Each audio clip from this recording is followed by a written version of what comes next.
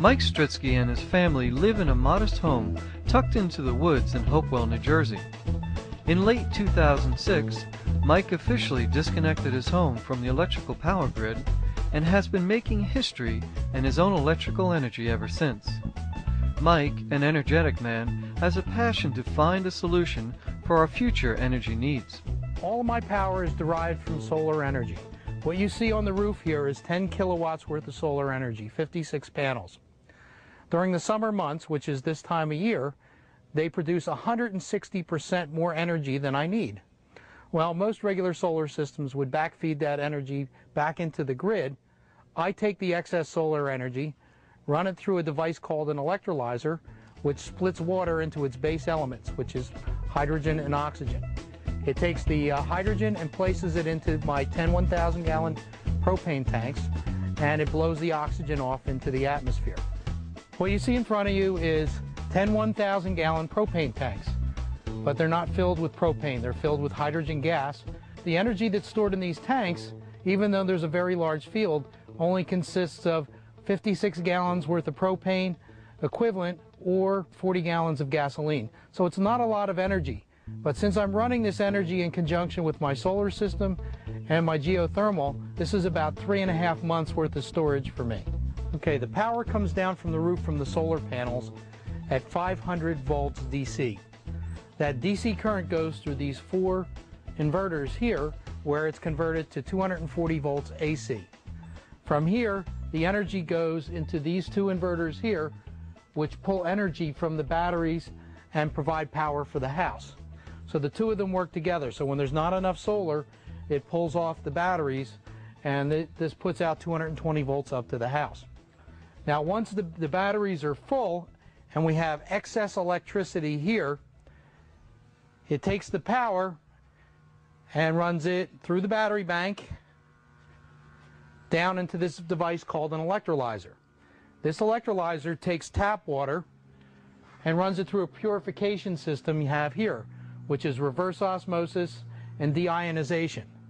From here it is placed, it runs through another filter inside of the electrolyzer and then into the fuel cell stack, where electricity and water are placed, and you have the hydrogen and oxygen separation.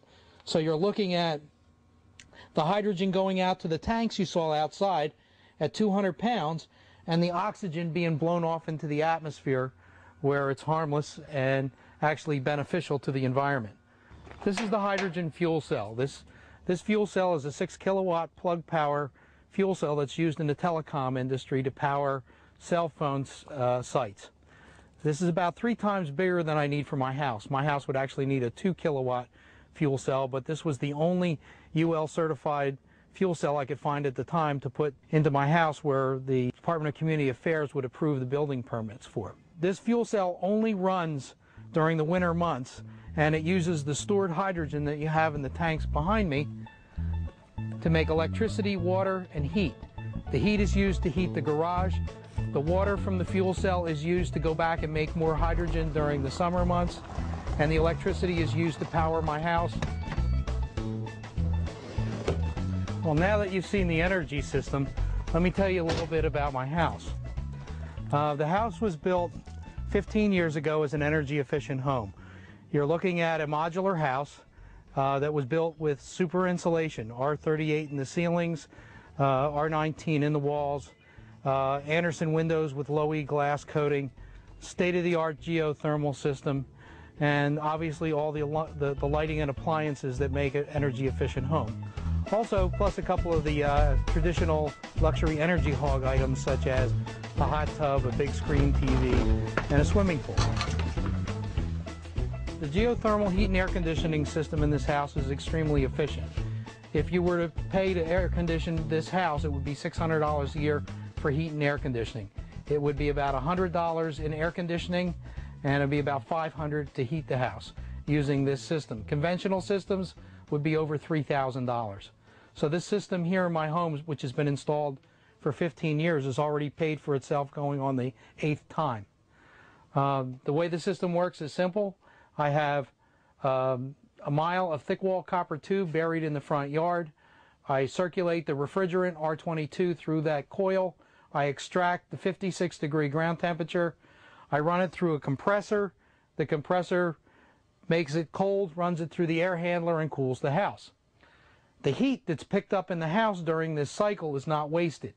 It runs through a double wall heat exchanger here and is put into my storage tank, which heats my hot tub and my domestic hot water. Then it goes back to the field after I've extracted all the heat out of it. So you're looking at a system that when the air conditioning runs, I get free hot water to boot. This is the main electrical panel for the house. All of the power that powers this home comes from the system you saw down in the garage via an underground cable.